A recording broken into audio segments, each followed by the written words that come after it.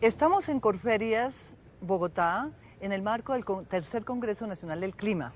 Bienvenidos nuevamente a su programa, Su Madre Naturaleza, programa ambiental de Canal Capital. Hoy tenemos un lujo de panel y vamos a continuar conversando sobre el niño. En programas anteriores ya hemos hablado sobre los efectos, sobre las preocupaciones que nos genera este cambio climático. Tenemos a Ricardo Lozano, Hola, director Margarita. del IDEAM. Bienvenido nuevamente. Gracias. Margarita Lario, cartagenera, que vive hace muchos años en Chicago, Universidad de Wisconsin, invitada internacional de este congreso. Miguel Gil, productor del programa. Margarita Flores, abogada, ex secretaria de Medio Ambiente de Bogotá. Bueno, vamos a tratar tres temas que nos permiten continuar con lo que hemos venido conversando en programas anteriores. Primero, vamos a hablar de los incendios forestales, tema que nos preocupa muchísimo porque ya en el país, y ya el IDEAM lo ha dicho varias veces, lo ha advertido, volvamos sobre el tema. Ricardo Lozano, ¿qué vamos a hacer para realmente prevenir los incendios forestales? Bueno, Margarita, muchas gracias. Son dos factores importantes. Uno es que el cambio climático sí está desarrollándose en Colombia, que sus principales efectos, Margarita, es saltar de grandes periodos de lluvias a grandes periodos secos, ¿no? Nos quita el porcentaje de lluvias tanto para la temporada ahora de lluvias, que es julio y agosto, y también nos quita porcentaje de lluvias para octubre, noviembre. Entonces, eso es el principal efecto del cambio climático en nuestro territorio. Está haciendo más seco el territorio. Y segundo, ¿sí, Margarita, es que estamos provocando también los incendios? O sea, la acción del hombre también hace juego precisamente en la multiplicación de los incendios forestales. Bueno, pero ¿por qué si ya sabemos que hay incendios y que hay que conservar el agua? Que hubo mucha agua durante la niña y ahora va a haber poca agua. ¿Por qué no estamos recolectando el agua lluvia? Exacto, entonces eso es lo que en la temporada de lluvias decíamos, y era que era importantísimo que en estos momentos extremos de precipitaciones y de temperaturas en Colombia también aprovecháramos esas condiciones. Entonces, cuando tenemos bastante agua, aprovechémoslo. En San Andrés hoy día existen 3 barrios que aprovechan las lluvias, que aprovechan el sistema de colección de las lluvias, lo usan para sus actividades diarias, e inclusive algunas comunidades con plantas potabilizadoras lo están haciendo. La idea es seguir multiplicando este ejercicio de también aprovechamiento. Pero es que ese ejercicio existe desde hace las civilizaciones, a través de la humanidad han recolectado el agua lluvia y se nos ha olvidado, por lo que sale el agua del chorro, de que el agua tenemos que recolectar en su casa. Margarita Alario, es que hoy tenemos otro programa con las margaritas. Ustedes pensarán que hay muchas margaritas, sí, estamos todas comprometidas con el tema ambiental. Pero aquí están las más importantes. Bueno, pues, entonces Margarita Flores, Margarita Alario, bienvenidas. Ayer comentabas en tu ponencia sobre el tema del desastre social. Entonces, ¿un incendio forestal es un desastre natural o un desastre social? A ver, un incendio es un evento natural. En ese sentido, los incendios no son el fuego. El fuego, ese es un proceso natural. ¿Cuál es el desastre y por qué nosotros desde la perspectiva de la sociología del medio ambiente lo encontramos que es un mal nombre, un mal nombre? Sí, o mal nombrado. Un mal nombrado. Desastre natural. Es un evento natural. El desastre es el impacto a las comunidades, el impacto a las instituciones y en algunos casos, como el de Katrina, el costo político que un evento natural tiene cuando se enfrenta a comunidades vulnerables, instituciones y tecnologías incapaces de administrar. Incapaces. Lo que pasa es que Margarita ha estado viviendo en Estados Unidos durante mucho tiempo y se le ha medio olvidado el español, pero tranquila, te lo perdonamos. Ya, gracias. No hay problema. Los televidentes de Su Madre Naturaleza entenderán muy bien que es una colombiana cartagenera exportada hace muchos años. Exportada, muchas gracias.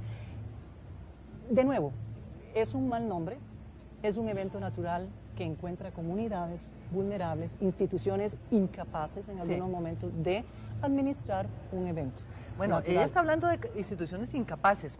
Margarita Flores, hablemos de instituciones, de la institucionalidad. Usted fue secretaria de Medio Ambiente de Bogotá, se vio abocada a manejar una institución y a una cantidad de problemas que heredó y que siguen, y especialmente el tema de cambio climático. ¿Cómo, en su periodo, cómo le tocó enfrentar el tema de cambio climático? Pues el tema de cambio climático se enfrentó en el primer semestre colocando el tema en el Plan de Desarrollo de Bogotá, que creemos que es de las cuestiones más, digamos, importantes que ha hecho este gobierno a la agenda institucional en Colombia. O sea, que un municipio grande, un distrito, coloque el cambio climático como una de las variables para su desarrollo, digamos, como uno de los elementos que hay que tener en cuenta. A mí me parece que eso es un aporte que todavía no se ha dimensionado bien. Ahora oí a Ricardo adentro en el coloquio y él decía, el IDEAN ha producido mucha información, uno tiene que aceptar que la información de este país 20 años después, sí, digamos, es rica y es rigurosa en algunos aspectos, etcétera. ¿Cómo influye eso en la planificación del territorio? Es lo que por lo menos a mí no me queda claro. Ese es el tema que estamos todos preocupadísimos. La planificación ¿Y qué se hace con toda esa información? Se rige por otras variables como son la económica, la productiva, ¿sí?, e inclusive la cultural o la aculturada, o como lo quieras llamar. Entonces, ¿sí?, yo le pregunto a Ricardo, que aprovecho que estás dándome la pauta, ¿cómo puede incidir el IDEAM hoy en día en los procesos de planificación territorial? Ustedes tienen realmente el poder de convicción y el poder político para decir que los planes de ordenamiento territorial tienen que tener identificados las zonas de alto riesgo. Les pregunto esto porque después vamos a hablar sobre las viviendas de interés social en zonas de alto riesgo. Sí, Margarita, lo veíamos en el programa anterior de Sumar en Naturaleza, que hablábamos de ese tema precisamente, y que el país ha entendido. Nosotros desde el IDEAN estamos muy contentos en que hoy día la confianza hacia el instituto se ha multiplicado por 300.000. Entonces, eso quiere decir que sí está siendo usada nuestra información. Entonces lo veíamos la otra vez, y es que este año el reto tan importante de más de 465 municipios, que tengo algo así cercano a esta cifra, que tienen que hacer los ajustes a los planes de ordenamiento, ¿no, Margarita? Y que esos ajustes y a los esquemas de ordenamiento territorial tienen que basarse en las condiciones ambientales del territorio, en conocer aún más esa dinámica del agua, esa dinámica de las lluvias, conocer el clima, porque a veces me dicen, bueno, va a llover en Cartagena, y yo digo que sí va a llover, y en Bogotá me dicen, pero no llovió. Cada ciudad tiene su propio clima, cada ciudad tiene su propia nube, tiene sus propias condiciones. Entonces también el reto importante es hacer que, para que tengamos un ordenamiento claro, primero conocer esa línea base, conocer ese diagnóstico a nivel local y hacer un ejercicio acompañado con los actores locales, no solamente con las entidades nacionales, sino los municipios, los alcaldes, los gobernadores, nuestras ONGs, el sector privado, los actores, las comunidades que están trabajando día y que tienen mucha información local. Esa información se tiene desde hace muchos años. Pero yo he visto municipios, hablando del Plato Magdalena, por ejemplo, que se inunda todos los años. Y pasa lo mismo, y todos los años le dicen, mire, se va a inundar, y se inunda. Y todos esos municipios que están por el lado del canal del dique, que se va a inundar, y se inunda. Pero Miguel, es que eso no es desastre. Esto va uno al Amazonas. En la Amazonia, en Leticia y en las afueras de Leticia, no es un desastre que el río crezca y que las comunidades que están alejadas siembren en la zona, que después, cuando el río decrece, siembran el arroz, y después eso no es desastre. Pero es que esas comunidades han estado ahí y siguen estando ahí y se siguen inundando. Yo no digo que es que el río se inunde, es que se inundan son los municipios. Esas comunidades viven afectadas siempre. Y entonces, ¿qué pasa con la información? ¿A quién le puede decir uno? Es lo mismo que sucede aquí en la zona sur de la ciudad de Bogotá. Sí, no. Yo creo que la gente es posible que haya tenido que convivir con una mala planeación. Eso es un punto. Otro aspecto es utilizar el territorio de manera como el ciclo natural lo determina, lo que estaba diciendo Margarita Pacheco. En un tiempo se cultiva, en otro tiempo se pesca. Pero como entonces eso sí es una tragedia social. Y lo otro es que ha tenido que adaptarse a que lo colocan en una franja de riesgo, porque hay que hacer viviendas, porque hay órdenes políticas que cumplir, y resulta que están por debajo, digamos, de la costa del río Bogotá. Muy delicado. Entonces, digamos, eso sí, ahí nos trasladamos a otro tema. Mire, es que el caso de Katrina, ¿por qué no nos comentas cómo hicieron con Katrina en New Orleans después del huracán? Antes. Bueno, de nuevo, ese es un caso que estudiamos mucho, tanto los sociólogos como los de ciencias políticas, precisamente porque Katrina no es responsable de la inundación. Fueron los de levees, los sistemas de ingeniería los que fallaron y que estaban preparados. Mire, usted le está, no tuvo el impacto. Es una responsabilidad ya reconocida. Absolutamente, estudiada. Y además, Katrina, o sea, cuando entró el agua, lo que encontró fue una comunidad altamente vulnerable, pobre, sin capacidad institucional de de nuevo, de administrar un momento de crisis. Eso fue lo que se convirtió en el desastre. Katrina no fue un desastre. Bueno. New Orleans es el desastre. Entonces, esa es la conceptualización que yo quiero poner como patas para arriba. Sí, patas arriba, decimos aquí. Bueno, patas arriba. Muy bien. Eso. Entonces, Ricardo, Margarita Lario está insistiendo en una reconceptualización del desastre. Sí. Entonces, ¿eso cómo se aplica en el caso del IDEAM? Bueno, nosotros desde el instituto creemos que estamos cumpliendo nuestra función en cuanto a generar más información, como le decía Margarita Flores, y es que anteriormente no había información o información real de lo que estaba sucediendo en el territorio. Hoy día estamos haciendo un esfuerzo muy, muy grande, no solamente para generar la información, sino para divulgarla. Inclusive ustedes ya están cansados de verme tanto en los medios de comunicación, en televisión y escucharme en radio permanentemente, hablando de esto, de lo que está pasando. Parte de su trabajo. Los medios de comunicación nos ayudan muchísimo para divulgarla. Sí. Y creemos que lo estamos haciendo bien, pero también vuelvo al tema, ahora lo que hablaba Margarita Lario, y es el tema de nuestra vulnerabilidad, de la exposición que tenemos nosotros a esa información que entrega el IDEAM.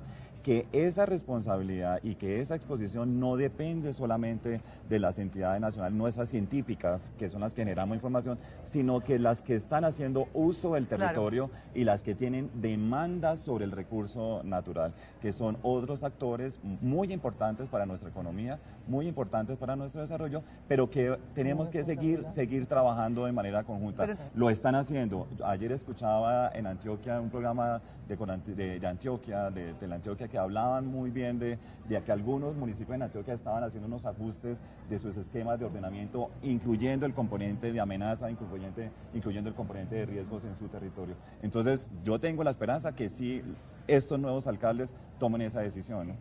Por ejemplo, Margarita, en la época en que usted fue secretaria de Ambiente de Bogotá, ¿a usted cómo le llegó la información del IDEAM? ¿O cómo la digirieron? ¿Cómo la internalizaron para que ustedes pudieran tomar medidas? Porque el punto es aquí cómo se aterriza lo que produce el IDEAM a nivel territorial. Yo creo que hay una compatibilización de información entre, digamos, lo macro que da el IDEAM y lo regional que también produce y lo distrital que produce la Secretaría. Digamos que ahí hay un observatorio que está intercambiando permanentemente datos a nivel regional y a nivel del distrito. O sea que la comunicación funciona. Yo creo que podría mejorar, pero sí hay una... Bueno, oiga, como dice, Bogotá, podría mejorar. No, Margarita, pero Bogotá, fíjate que Bogotá fue de las pocas ciudades del país menos afectadas por el fenómeno de la Niña. O sea, si tú haces un balance en Bogotá, en la ciudad, la parte urbana, lo que manejó la Secretaría de Ambiente lo hizo muy bien, lo que hizo FOPAE lo hizo excelentemente bien. No tuvimos esas grandes víctimas que tuvimos en el resto del país, ¿no? Yo creo que hay un sistema distrital de manejo del riesgo que a mí me sorprendió, digamos, por la efectividad.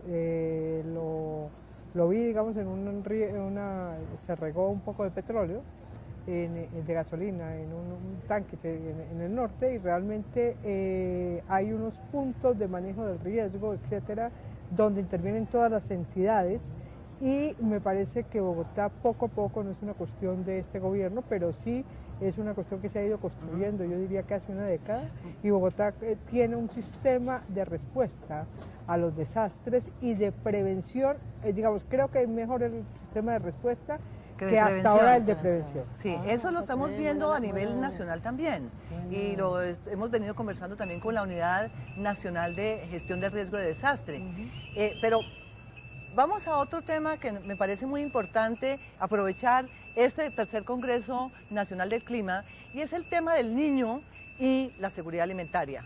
Ricardo Lozano lo ha dicho varias veces que ya hay regiones que están siendo afectadas por la producción agrícola, tema muy preocupante. De otro lado, ayer se mencionaba cómo en Estados Unidos, que también está afectado por el niño o por sequías, en regiones donde se cultiva el trigo que se importa a Colombia, va seguramente a reducir la importación.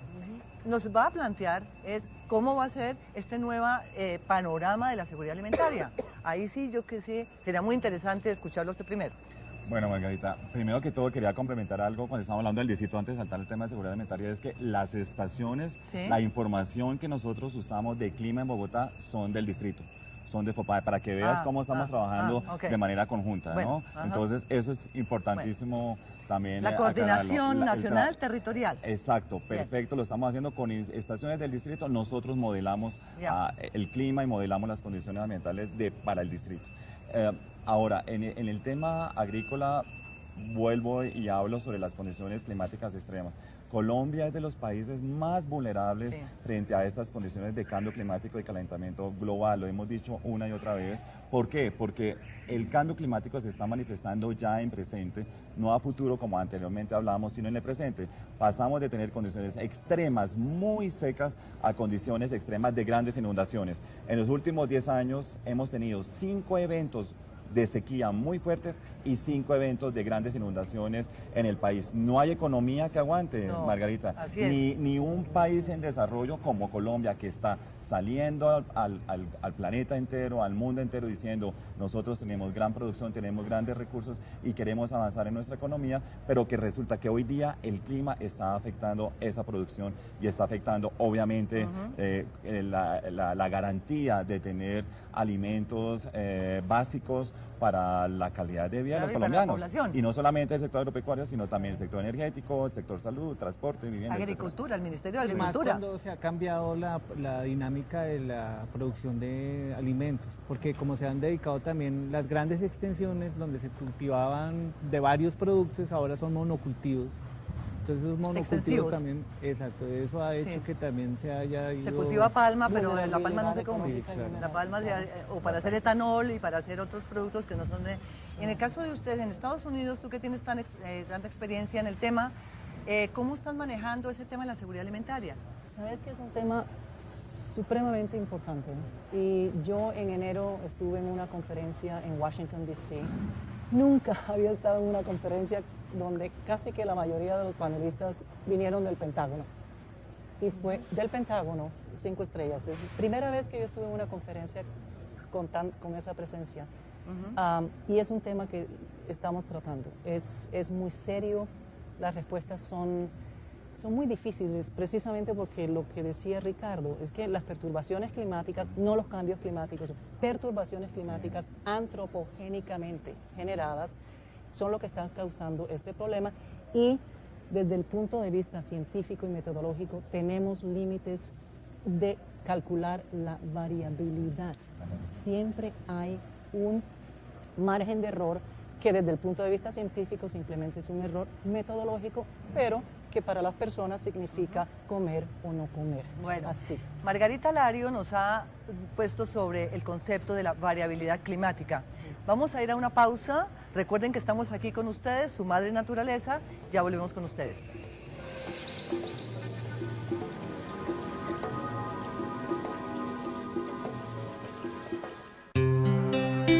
Usted está viendo Canal Capital, televisión más humana.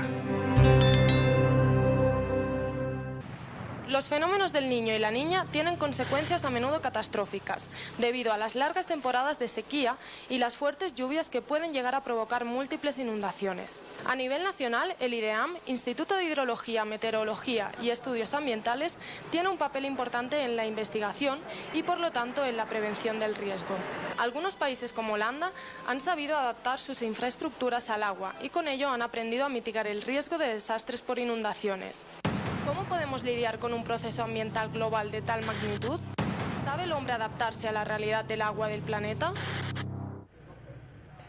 Bueno, como ustedes ven, realmente estamos profundamente preocupados y preocupadas.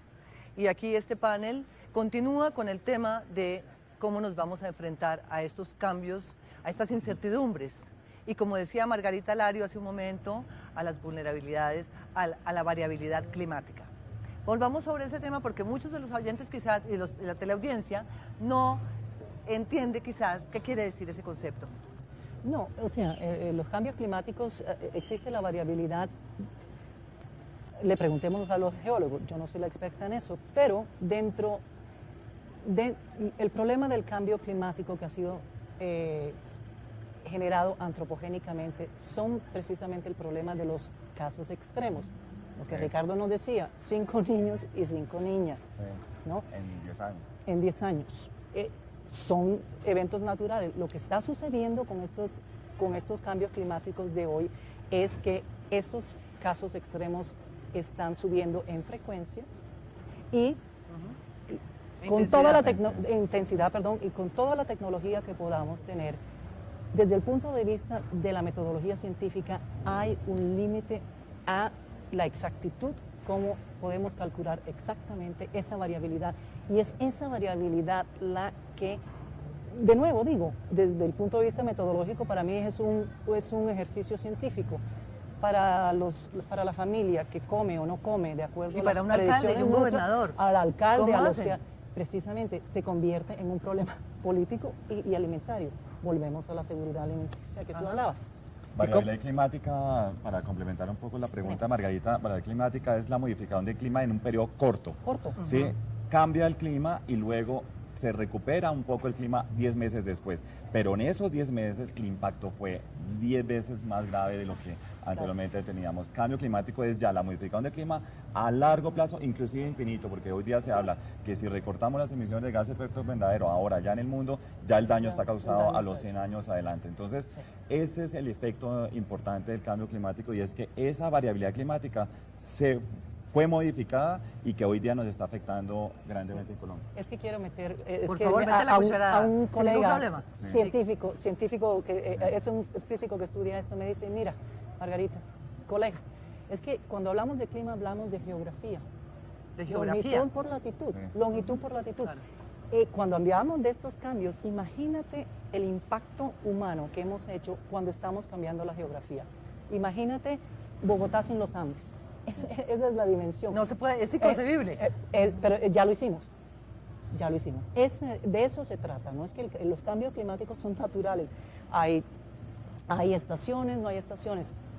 Las perturbaciones climáticas, que es a lo que nos estamos refiriendo, ya esa es otra cosa. Esos son los eventos extremos. Sí. Eso es lo que estamos viviendo y a lo que todavía no hemos creado. Las intervenciones que se le han hecho al río, en este caso el río Tunjuelito, el Valle del Por ejemplo, hablemos del río Tunjuelito. Margarita, de su época de secretaria de Ambiente de Bogotá, ¿cómo cree usted que percibía a la gente este tema de la variabilidad climática? Yo no podría decirlo exactamente. Lo que yo sí podría decir que el río Tunjuelito es, digamos, uno de los ejemplos más nefastos, donde no hubo planificación ambiental, no hubo ordenamiento territorial, y hubo una actividad productiva que se volvió hegemónica en la zona, que es la minera, y trazó entonces, ahí sí alteró, como Margarita Lario estaba diciendo, la geografía. Y me parece que es el gran reto que tenemos. Desde hace mucho tiempo los ambientalistas hemos venido sosteniendo que a la naturaleza hay que respetarla. No se pueden acabar todos los valles, no se pueden destruir todas las montañas impunemente, por lo menos. ¿Sí? Entonces lo que a mí me parece, y le comentaba ahorita en la mesa del coloquio, es que ha habido como una competencia entre sectores productivos, yo puedo decir en los últimos 40 años en Colombia. La hegemonía fue de los agricultores mucho tiempo, y entonces modificaron el paisaje, modificaron el cauce de los ríos. Deforestación. Utilizaron el suelo intensivamente, deforestaron o quitaron cubierta. Ahora, por ejemplo, esa misma agricultura, que uno ve al Ministerio de Agricultura, se enfrenta con otro ministerio, con el de Minería.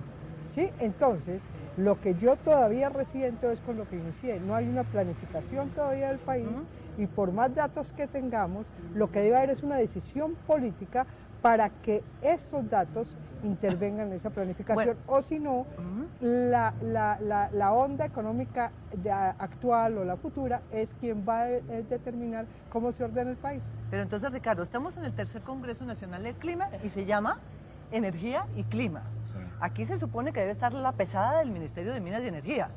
Ahora, salen unas conclusiones, este programa es parte de los insumos de este Congreso. ¿Cómo le llegamos al ministro de Minas y Energía con todas estas recomendaciones de los ambientalistas? Porque una gran preocupación, y lo comentábamos ayer con otra Margarita Marino de Botero, sobre cómo nos entendemos los ambientalistas con la gente que maneja la energía eléctrica, la minería. ¿Dónde nos sentamos? ¿Ustedes nos pueden sentar? ¿El IDEAM puede sentar? Ya lo sentamos. Pero es que ya lo sentamos ayer. Ya lo sentamos ayer. Sí, Ayer sí. tuviste Ricardo Ávila, director de portafolio precisamente de los economistas más importantes de este país y de los medios de comunicación en economía más importantes, nos hizo un panel precisamente. Tuvimos la presidente de Alcolgen, la doctora Montoya, estuvieron de Andesco, estuvieron de PM, estuvieron de las empresas involucradas, de Ecopetrol, vicepresidente de Ecopetrol, estuvieron acá conversando y contándonos a nosotros, no solamente a los ambientalistas, recuerda que esto es un escenario para todos los colombianos. Claro. Y esta es una preocupación que tenemos no solamente del sector energético, sino hacia todos los sectores, porque lo que estamos hablando ahora es la costo-eficiencia también en la inversión, las pérdidas económicas que estamos teniendo, la propia vulnerabilidad de los propios sectores productivos.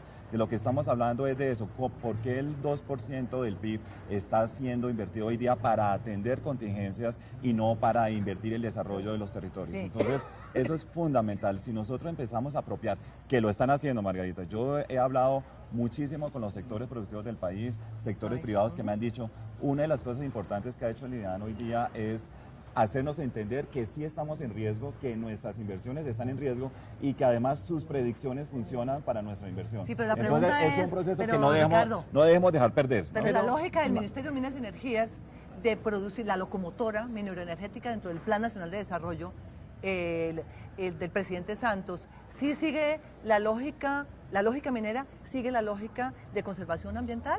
Yo pregunto eso. Porque la locomotora no tiene ninguna consideración con el medio ambiente. Bueno, esa es la Además, preocupación que tenemos. Lo que pasa es que limitan el tema ambiental.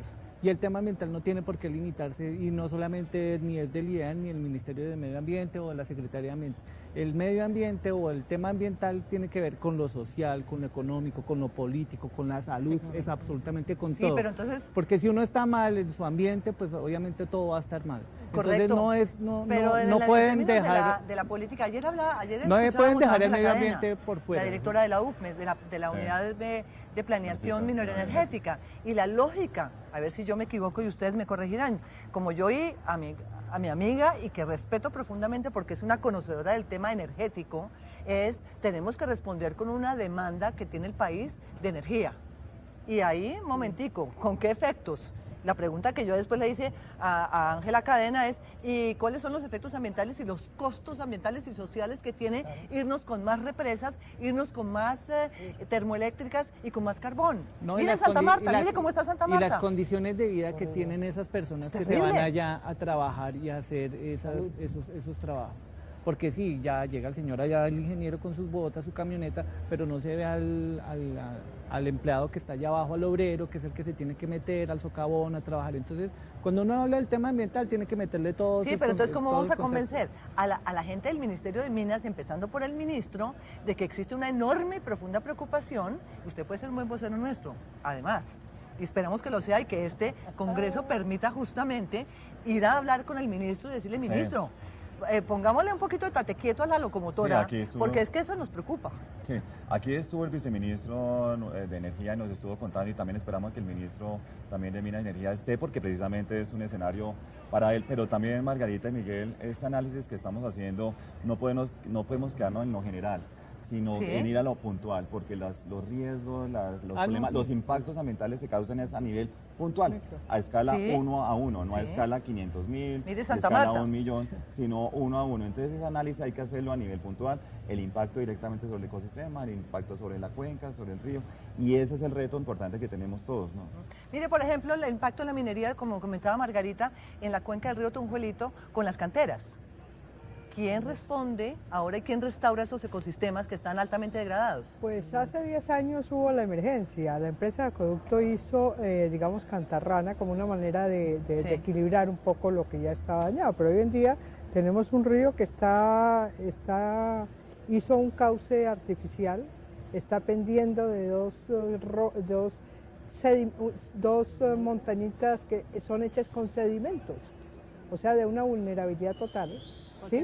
Cualquier momento eso se rompe y crea una inundación, inunda no sé cuántos barrios en esa cuenca. Y ahí los asentamientos van hasta el borde del río. Entonces, fíjate que por eso te digo que es un buen ejemplo, y yo pienso que esos ejemplos, digamos, emblemáticos de cuestiones no bien hechas, deberían de complementarse con los que sí se han hecho bien, si acaso alguno se ha hecho bien, pero yo quería, digamos, meter la cuchara con lo que estaba diciendo Ricardo.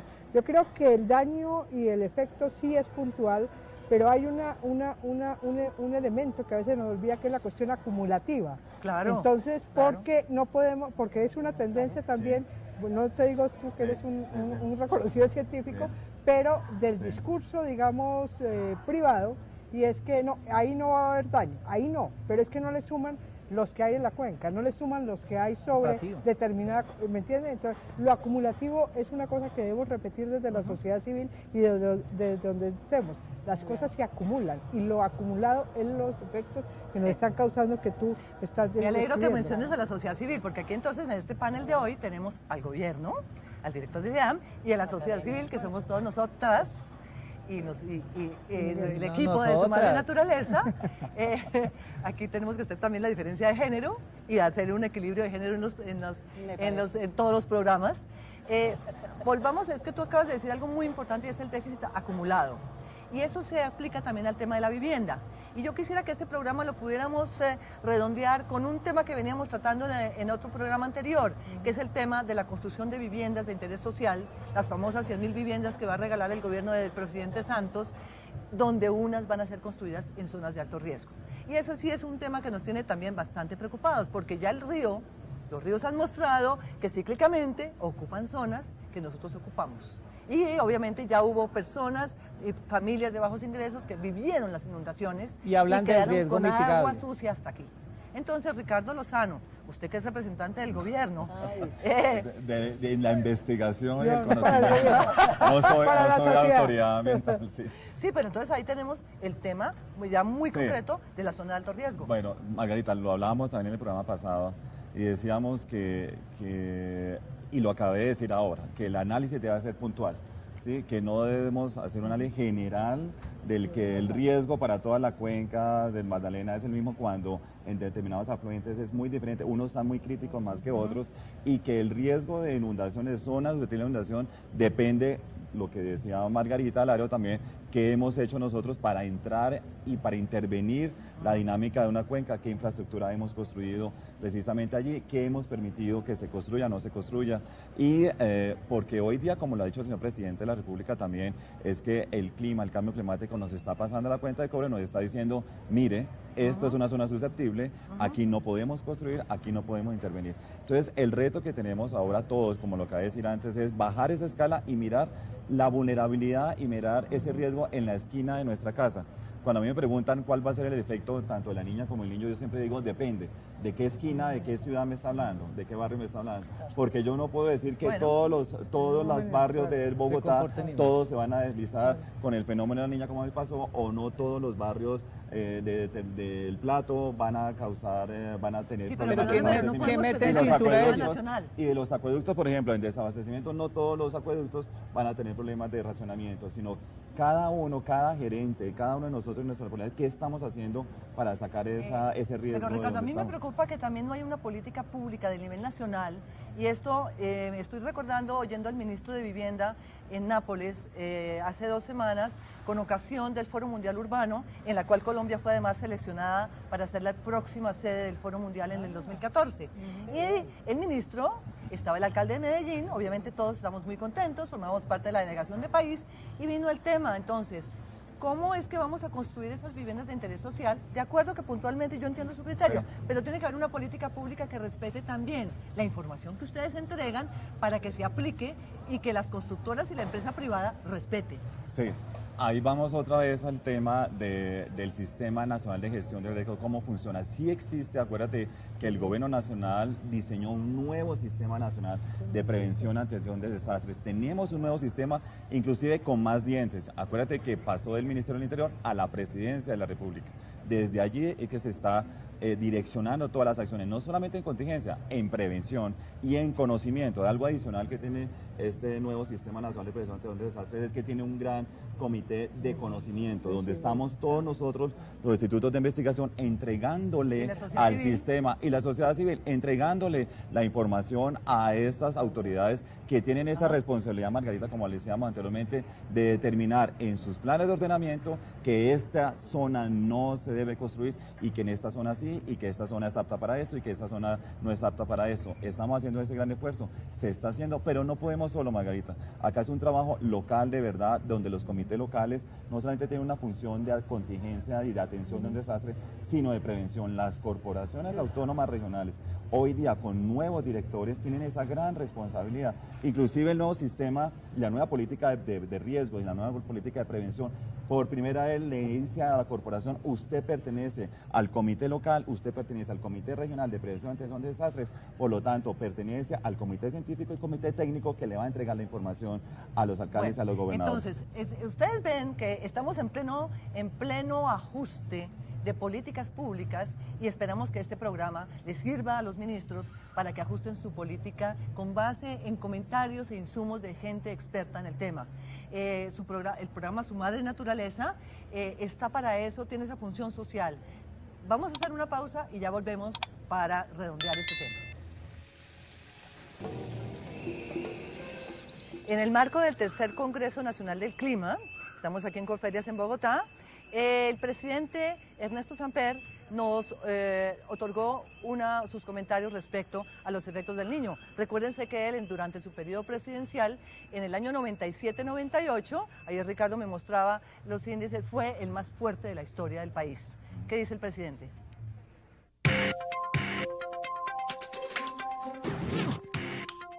Lo primero es hacer un buen diagnóstico. El 50% de la solución del problema deriva de tener un buen diagnóstico sobre su magnitud y los sectores que impacta.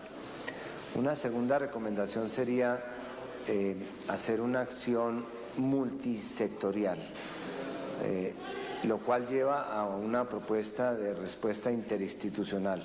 No puede cada oficina coger por su lado a ver qué hace. Esto tiene que formar parte de una política integral. Y una tercera recomendación sería hacerle un seguimiento cercano.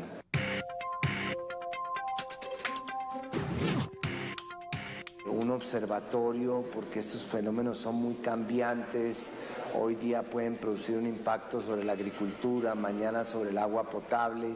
Entonces se necesita como una cámara que esté permanentemente haciéndole seguimiento al fenómeno para hacer los ajustes que sean necesarios. Bueno, el presidente acaba de hacer una propuesta que a mí me parece bastante interesante, una cámara que le haga seguimiento a las acciones y a las inversiones que se están haciendo. A ver, ¿cómo se imaginan ustedes esa cámara o ese cuerpo colegiado de sociedad civil, de ONGs, de academia, de gobierno, para que realmente le hagamos seguimiento, un frente común? Bueno, yo creo, Margarita, primero que todo, nosotros los colombianos tendemos a eso, salir corriendo y a hacer seguimiento con una cámara sin haber definido cuál es el objetivo para que la cámara le apunte. Entonces, primero que todo, tener un plan muy bien diseñado con metas, ¿no? Con un cronograma de acción clarísimo, obviamente con ese diagnóstico que estamos entregando desde el instituto, pero también con una estrategia muy clara de esa vulnerabilidad con metas, ¿no? Con metas para lograrlas, para poder hacer seguimiento. Entonces, primero que todo, tener esa evaluación importantísima con una estrategia clara de cada uno de los sectores, porque cada sector se comporta muy diferente y cada sector es muy vulnerable dependiendo de su capacidad económica, dependiendo de su capacidad de recursos. Ricardo, ¿el sector energético tiene interés en hacer eso? Sí, Margarita, lo está haciendo cada sector. Nosotros acompañamos al Ministerio de Minas y Energía directamente desde el año 91-92, Margarita, cuando tuvimos el gran apagón en Colombia por culpa de un fenómeno del Niño. Nosotros estamos sentados diariamente, semanalmente, en los comités de operaciones de embalses y liderado por el mismo viceministro y liderado por el mismo ministro. O sea, ellos tienen información. Gracias a eso, Margarita, hemos podido reducir esa vulnerabilidad y no hemos vuelto a tener condiciones tan extremas como las que tuvimos en el año 91-92. Y por eso, como lo dice el señor expresidente, en el año 97-98, cuando tuvimos el fenómeno del Niño más fuerte en la historia, pudimos reducir ese riesgo y pudimos enfrentarlo muy bien, con estrategias muy bien diseñadas y con un seguimiento eficiente. Bueno, pero entonces, ¿qué ha pasado con esas estrategias? Porque fueron muy buenas y muy importantes en el año 97 porque estábamos frente a una calamidad espantosa. Ustedes se acuerdan los apagones que tuvimos y el racionamiento de energía en las casas. A veces no había, por hecho, las neveras. Imagínense ustedes en las zonas cálidas de Colombia, cómo hacían sin neveras para mantener en los centros de salud los medicamentos. En fin, las consecuencias económicas y sociales son espantosas. Entonces, usted, Margarita Lario, con la experiencia que tiene con Estados Unidos, ¿cómo cree que se puede hacer cómo influir en los sectores productivos, en la minería, en la agricultura, en los sectores, como decía el expresidente, para que realmente haya un seguimiento. ¿Cómo hacen en Estados Unidos? Pues, o sea, lo que yo sé es, sin ser experta en el tema Colombia, es que estos sectores, en la medida en la cual haya un costo, reaccionan. Y el costo, si es político, el sector político va a reaccionar; si es económico, el sector económico va a reaccionar. Pero es reactivo, no es preventivo. Es reactivo, ese es el punto, no es preventivo. Por lo Margarita Flores, en el caso de Bogotá, por ejemplo, cuando usted estuvo de secretaria de Ambiente, le tocaba manejar los sectores productivos de la ciudad, por ejemplo, la Secretaría de Desarrollo Económico, la Secretaría que maneja el sector de minas. Mira, yo vuelvo un poquito a algo más general, y es la cuestión institucional acá. Sí. Si uno ve el Plan Nacional de Desarrollo, el Plan Nacional de Desarrollo hasta hace 2 periodos era un Plan Nacional de Desarrollo que indicaba un modelo a seguir, unas metas generales, unos proyectos y unos programas. Hoy en día se vuelve un plan de desarrollo bastante distorsionado porque se mete, por ejemplo, a modificar el régimen de licencias ambientales. Ese ¿Me tema entiendes? delicado. O sea, saca de la esfera de la legislación de licencias ambientales y modifica situaciones. O sea, el plan de desarrollo se vuelve como un mostrario de intereses, ¿sí? Y sin la suficiente, digamos, diálogo ciudadano, ni diálogo... ¿Representación ambiental no hay? Sí, hay representación ambiental, hay algunos... representación te diré. Bueno, entre comillas. Mire la representación de las corporaciones regionales. El plan de desarrollo es la primera vez que el IDEAN y los institutos de investigación estamos en el plan de por desarrollo, ejemplo, y nos da funciones muy claras e importantísimas del plan de desarrollo. Si uno lee el plan de desarrollo en los temas ambientales, cruza por primera vez el componente de riesgo con los temas ambientales y nos da funciones muy claras desde el plan de desarrollo a los institutos de investigación para tener esas cámaras de seguimiento. El que no cumple con eso, ¿qué le hacen? Pero, al funcionario. no, ¿cuál es la parte sancionatoria? Pero eso que está diciendo Ricardo es absolutamente cierto, pero lo que yo estoy diciendo también es cierto. Sí. Y es que se modificaron leyes, ¿cierto? Y se modificaron procedimientos ambientales. Eso por un lado. Y no es solamente en este plan, en el anterior también. Y otro factor que yo quiero decir es que las acciones consagradas hace 20 años por la ley 99 del 93 y la Constitución Nacional han venido siendo limitadas, digamos. Había audiencias públicas mucho más estructuradas, había mayor oportunidad de hacer más participación. Yo sí he hecho de menos un movimiento que en un momento quedó. Y entonces, ¿qué tenemos ahora? Un extremo que todo es malo, sin mucho basamento científico, y otro que dice que todo es bueno, porque tiene una conciencia ambiental. Entonces yo sí pienso que el país, la ciudad, el municipio o quien sea, debe hacer y tejer unos puentes entre esos extremos, y quien, por ejemplo, le voy a dar un dato. 4 de las más prestigiosas ONGs a nivel mundial hicieron un manual de compensaciones mineroenergéticas, o sea, para todos los desastres que ha producido la minería. Financiado por el Ministerio. Financiado por el Ministerio. De Ambiente. Quedó como un manual. Entonces uno echa de menos que ahí tuviera una fuerza más de ordenamiento y de planificación, porque sí, si yo lo quiero respetar, lo respeto, y si no, también. ¿Y quién conoce ese manual y quién lo está aplicando? ¿Y qué difusión le han hecho a ese manual? Acaba de salir hace un mes, pero lo que te digo es que uno echaría de menos que fuera siquiera una guía, ¿cierto?, a la cual tuviera, para poder hacer el seguimiento que tú estás diciendo, que no es hacer el seguimiento en general, sino el seguimiento bajo unos parámetros.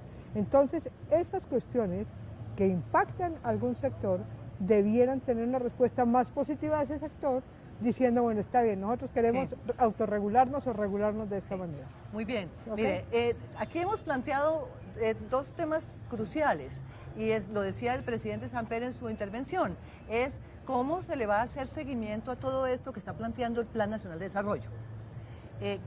¿Con quién? ¿Con qué grupos de interés? ¿Y con qué agenda? Esa agenda no existe, porque hay participación ciudadana un poco en el papel, estos programas que son de participación. Recuerden ustedes además que ustedes pueden escribir a sumadrenaturaleza@canalcapital.gov.co. Comenten por favor sobre estos temas que estamos hablando hoy. Nos interesa sobremanera su opinión, porque esto es un programa interactivo. Lo pueden ver también en el portal.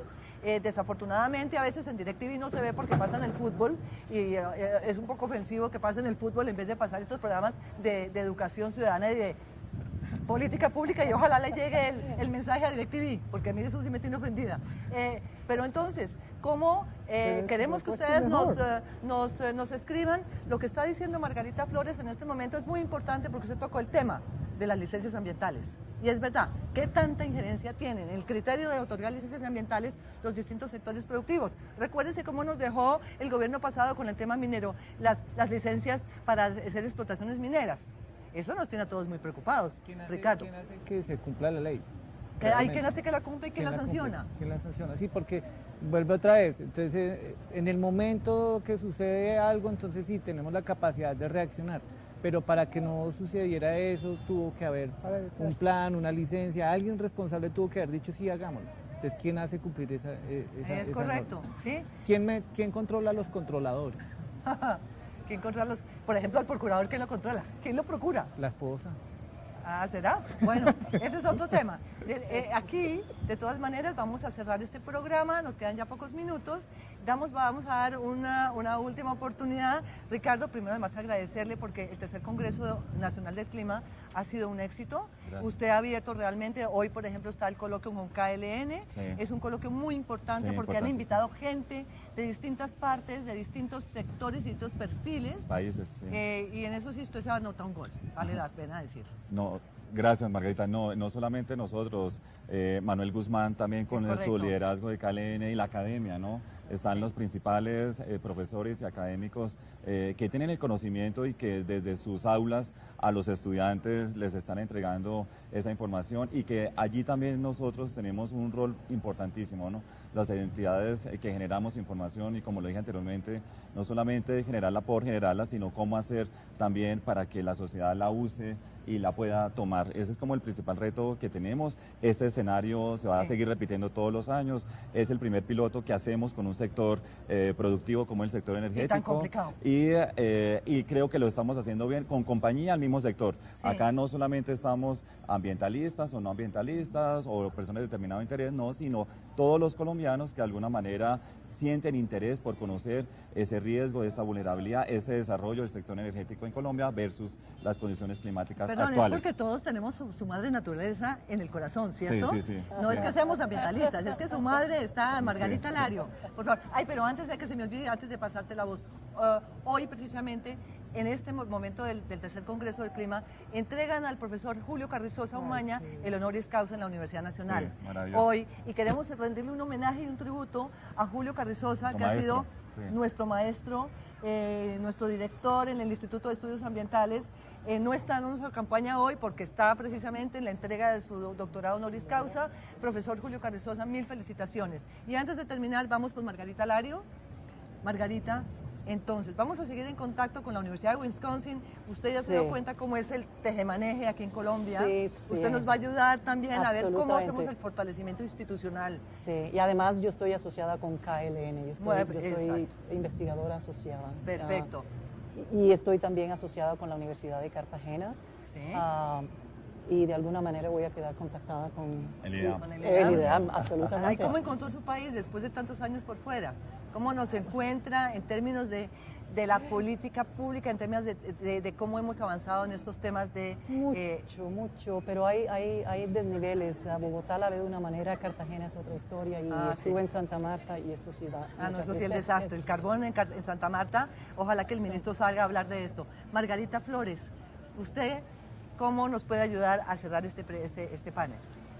Bueno, yo creo que hay que ir generando oportunidades donde la gente desprevenidamente, con conocimiento, adquiera más conocimientos, coloquios como los que están sucediendo ahora, digamos, promovidos por el IDEAM, por KLN, son absolutamente indispensables, deben ser más frecuentes para realmente... yo echo mucho de menos en Colombia la discusión. Cierto. La discusión y la dura discusión. Aquí le dicen a uno, es que usted discute muy duro. Pues es discutir duro y no matarse. No matarse. Mi punto siempre he visto que aquí falta más discusión antes que las balas. Entonces discutamos académicamente, discutamos duramente, escuchémonos y respetémonos y no pasemos a vías de hecho. Yo pienso que discusiones científicas discusiones desde la gente que quiere aprender, desde la ciudadanía, son absolutamente indispensables. Bueno, muchísimas gracias a ustedes. Este ha sido un programa maravilloso con ocasión del Congreso Nacional del Clima. Ojalá que las negociaciones de paz también contribuyan a la preservación del medio ambiente. Deseamos que esas negociaciones culminen exitosamente y que las partes nos estén escuchando también, porque estamos todos comprometidos con esa paz. A su madre naturaleza, recuerden que nos pueden escribir a su madre naturaleza @canalcapital.gov.co. Hasta la próxima. Y que no se le olviden escribirle a su madre, ¿no?